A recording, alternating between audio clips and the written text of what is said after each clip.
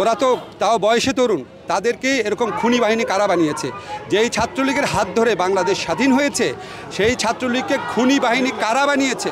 যারা বানিয়েছে তাদের বিচার চাই।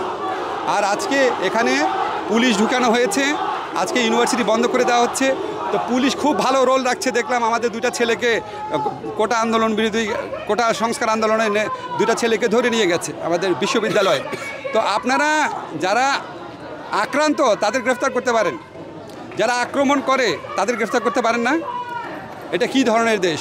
এই দেশে আমি একটা আইনের শিক্ষক, এইরকম একটা দৃশ্যের পর কেন ওই ছেলেকে গ্রেফতার করা হচ্ছে না? যারা ওই পুলিশকে কেন গ্রেফতার করা হচ্ছে না?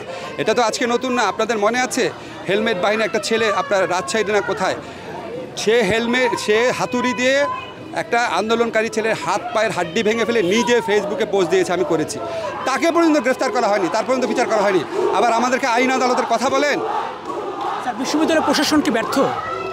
বিশ্ববিদ্যালয় প্রশাসন তো অবশ্যই ব্যর্থ, বাট আপনি যদি ইমিডিয়েট কজ দেখেন, বিশ্ববিদ্যালয় প্রশাসনকে এই জায়গায় নিয়ে আসছে কে? আজকে আমরা তো এরশাদ আমলেও দেখেছি বিশ্ববিদ্যালয় প্রশাসন কিছুটা হলেও কাজ করতে পারতো। বিশ্ববিদ্যালয় প্রশাসনকে এই দাসসুলভ একটা এনটিটিতে নিয়ে আসছে কে? আসল শক্তি কারা? তাদের তো নাম আমরা উচ্চারণ করতে পারি না।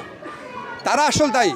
তারা এই সমস্ত কিছু, এই বাংলাদেশকে আজকে এরকম বিভক্ত করা, একটা ঘৃণার পরিবেশ তৈরি করা, একটা অসহনীয় পরিবেশ সৃষ্টি করার জন্য বর্তমান সরকার দায়ী। এবং তারা, আমি বলতে চাই, তারা দেখবেন আপনার মানে কথায় কথায় রাজাকার ট্যাগ। মুক্তিযুদ্ধের দ্বিতীয় সর্বাধিনায়ক একে খন্দকার, উনি নাকি রাজাকার, বইয়ের মধ্যে কী লিখছে। জাস্টিস হাবিবুর রহমান, উনি নাকি রাজাকার। ডক্টর কামাল হোসেন, উনি রাজাকার। ABM মুসা, উনি রাজাকার। আর যারা যুদ্ধ করে নাই, পাকিস্তানি বাহিনী ভাতা খেয়েছে, তারপরে কি গর্তে লুকিয়েছিল, তারা এখন বড় বড় মুক্তিযোদ্ধা হয়ে গেছে।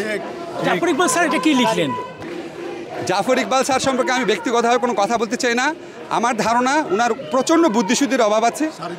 উনার কোনো রকম বুদ্ধিশুদ্ধির অভাব, মানে উনার মধ্যে প্রচণ্ড অপরাধবোধ কাজ করে, যে 1971 সনে উনি কী করেছে, এই অপরাধবোধ ঢাকার জন্য উনি অতিরিক্ত মুক্তিযুদ্ধ সাজার চেষ্টা করে।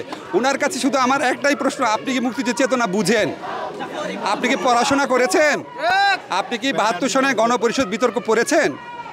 তার তো কোনো পড়াশোনাই নাই, সে তো শিক্ষাবিদ দূরের কথা। তার বুদ্ধি, সে বুদ্ধি প্রতিবন্ধক একজন মানুষ, এটা ছাড়া কিছু বলতে চাই না।